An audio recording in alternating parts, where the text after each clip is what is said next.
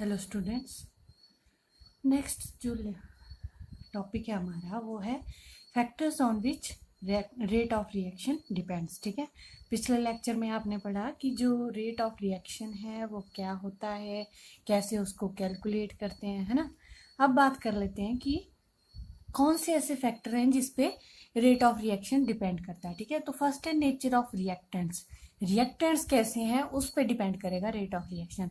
अगर मान लो आयनिक रिएक्टेंट्स है, ठीक है, तो इसमें क्या होंगे, आयंस होंगे, पहले से ही आयंस प्रेजेंट है ना। तो इसमें अगर पहले से ही आयन प्रेजेंट है इस रिएक्शन में तो ये जल्दी जल्दी जो है क्या करेंगे, मिक्स हो जाएंगे। तो ये क्या होती हैं रिएक्शंस, आयनिक रिएक्शंस क्या होती हैं, बहुत फास्ट होती हैं। तो मतलब फास्ट हो रही हैं तो रेट ऑफ रिएक्शन क्या है इसका, हाई है। किस वजह से, क्योंकि इसमें क्या है, आयंस पहले से ही प्रेजेंट हैं, तो आयंस को पहले डिसोशिएट होने में टाइम नहीं लगेगा, पहले से ही आयन प्रेजेंट है, फटाफट ये मिक्स हो जाएंगे और रेट ऑफ रिएक्शन एक माइक्रो सेकेंड्स में हो जाता है। ठीक है, फिर आगे कोवेलेंट रिएक्टेंट्स है आकर, है ना। कोवेलेंट मतलब उनके बीच में कोवेलेंट बॉन्ड्स हैं, जैसे कि मैंने पिछले लेक्चर में भी बताई थी ये रिएक्शन, है ना।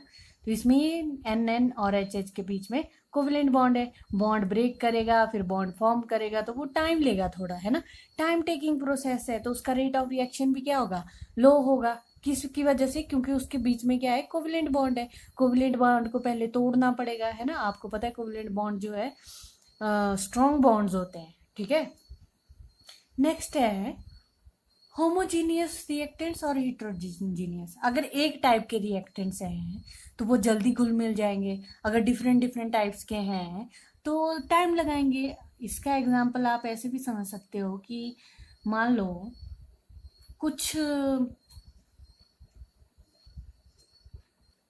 अगर गैसेस ले रहे हैं हम, है ना, तो गैसेस क्या करेंगी, गैसेस में जल्दी से घुलेंगी, है ना। अगर गैसेस ले रहे हैं और एक तरफ लिक्विड ले रहे हैं तो उनको घुलने में टाइम लगेगा। तो मतलब होमोजीनियस मतलब एक टाइप के जो रिएक्टेंट्स होंगे उनका रेट ऑफ रिएक्शन क्या होगा, ज्यादा होगा। ठीक है, उसी तरह से रेट ऑफ रिएक्शन किस पे डिपेंड कर रहा है, स्टेबिलिटी ऑफ प्रोडक्ट्स पे डिपेंड कर रहा है। मतलब जितना ज्यादा स्टेबल प्रोडक्ट होगा उतनी जल्दी फॉरवर्ड रिएक्शन होगी। और स्टेबिलिटी ऑफ रिएक्टेंट्स का इन्वर्सली, अगर अनस्टेबल रिएक्टेंट्स होंगे तो बहुत जल्दी जो है रिएक्शन हो जाएगी और वो स्टेबल प्रोडक्ट फॉर्म करेगा।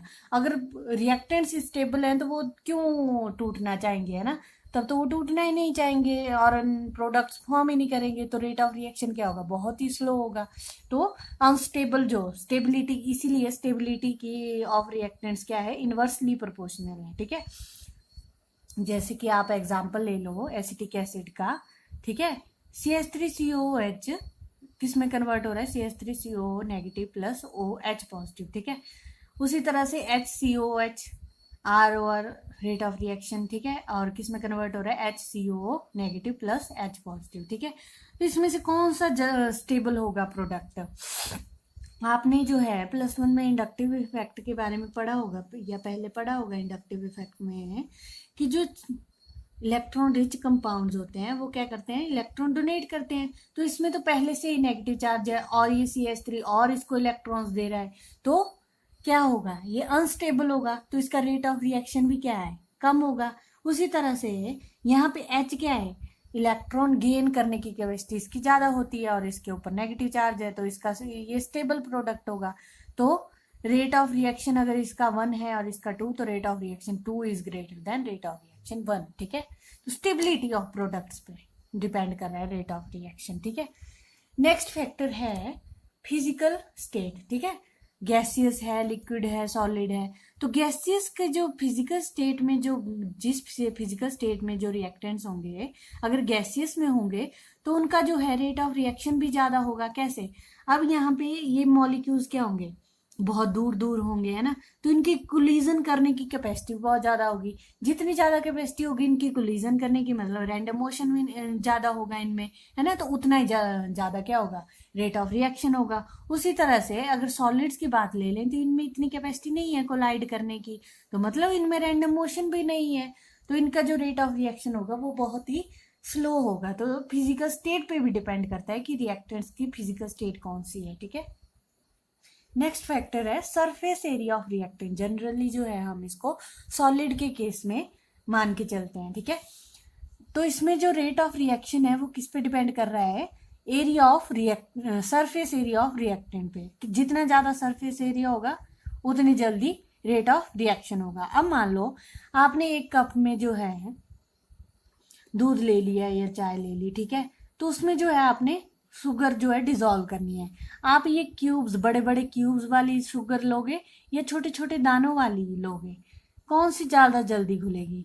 ये थोड़ा टाइम लगाएगी। क्यों? क्योंकि इसके अंदर के मॉलिक्यूल्स अभी ढके हुए हैं, तो बाहर वाले पहले मेल्ट होंगे, फिर जाके अंदर वाले, है ना। बट ये जो छोटे छोटे होंगे इनका सरफेस एरिया ज्यादा मिलेगा, है ना, इसके साथ दूध या चाय के साथ घुलने में। कैसे? छोटे छोटे होंगे तो इनके इनर तो कुछ नहीं होगा, है ना, पहले ही अंदर वाले बाहर हैं, तो इनका सरफेस एरिया जो है ज्यादा डिजोल्व कर रहा है, इसके साथ कोलाइड कर रहा है, तो ये क्या करेंगे, जल्दी घुल जाएंगे। बट जो क्यूब्स जो है वो टाइम लगाएंगे।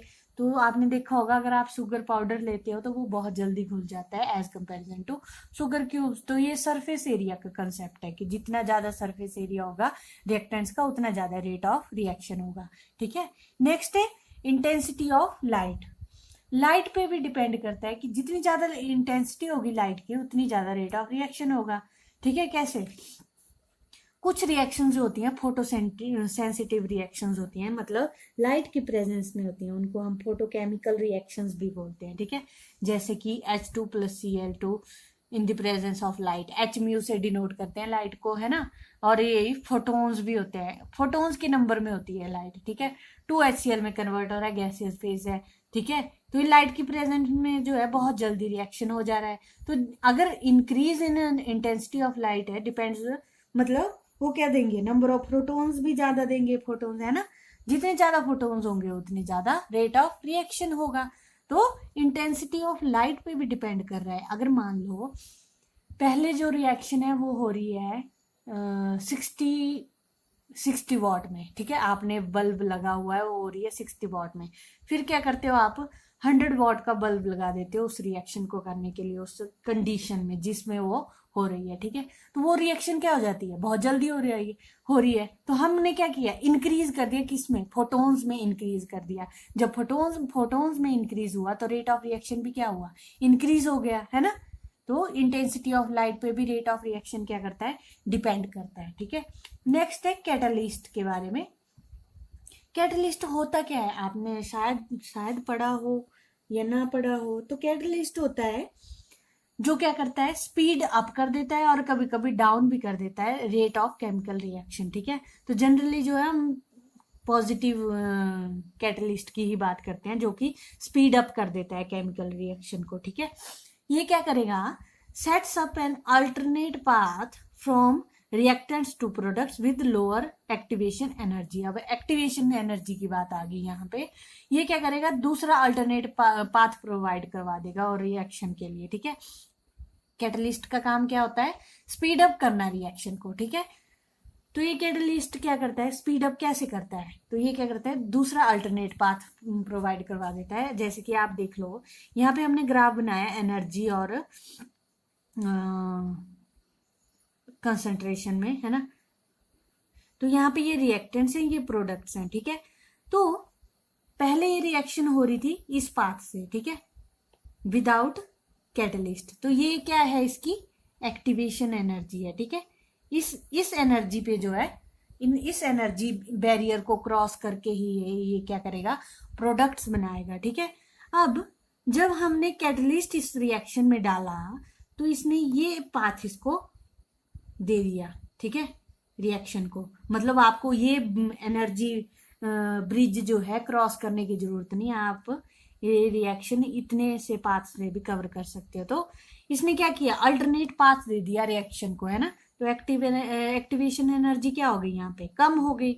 मतलब हमें इतनी ज्यादा एनर्जी बैरियर क्रॉस करने की जरूरत नहीं है, हम इतनी सी एनर्जी क्रॉस करके भी इस रिएक्शन को करवा सकते हैं। तो वो एग्जाम्पल है इसका SO2+O2 नाइट्रिक ऑक्साइड कैटलिस्ट के प्रेजेंस में करते हैं हम, है ना।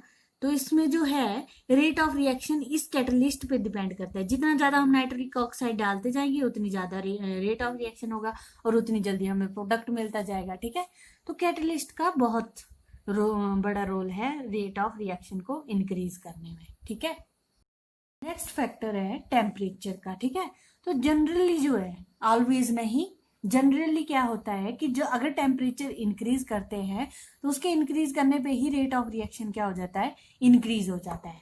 और अगर 10 डिग्री राइज हम टेम्परेचर इंक्रीज कर रहे हैं तो रेट ऑफ रिएक्शन क्या हो जाता है, डबल हो जाता है या ट्रिपल हो जाता है। ठीक है, किस पे, 10 degree Celsius rise in temperature पे। ठीक है, तो आप इतना सा ध्यान रखो। बाकी अभी हमने इसकी फुल जो है डिटेल में इसकी एक्सप्लेन डिस्कशन करनी है। ठीक है, नेक्स्ट कंसंट्रेशन ऑफ रिएक्टेंट्स। तो जनरली हम कंसंट्रेशन रिएक्टेंट्स की लेते हैं, कभी कभी ऐसा होता है कि प्रोडक्ट्स की कंसंट्रेशन पे भी रेट ऑफ रिएक्शन डिपेंड कर लेते हैं। ठीक है, तो रेट ऑफ रिएक्शन जनरली जो है इंक्रीज करता है on increasing concentration of reactant. जितने ज्यादा कंसंट्रेशन होगी रिएक्टेंट्स की उतना ज्यादा रेट ऑफ रिएक्शन होगा। बट कभी कभी जो है रेट ऑफ रिएक्शन कहाँ पे क्या करेगा, डिक्रीज भी कर जाता है अगर कंसंट्रेशन ऑफ रिएक्टेंट इंक्रीज हो जाती है। ठीक है, किसी किसी केस में।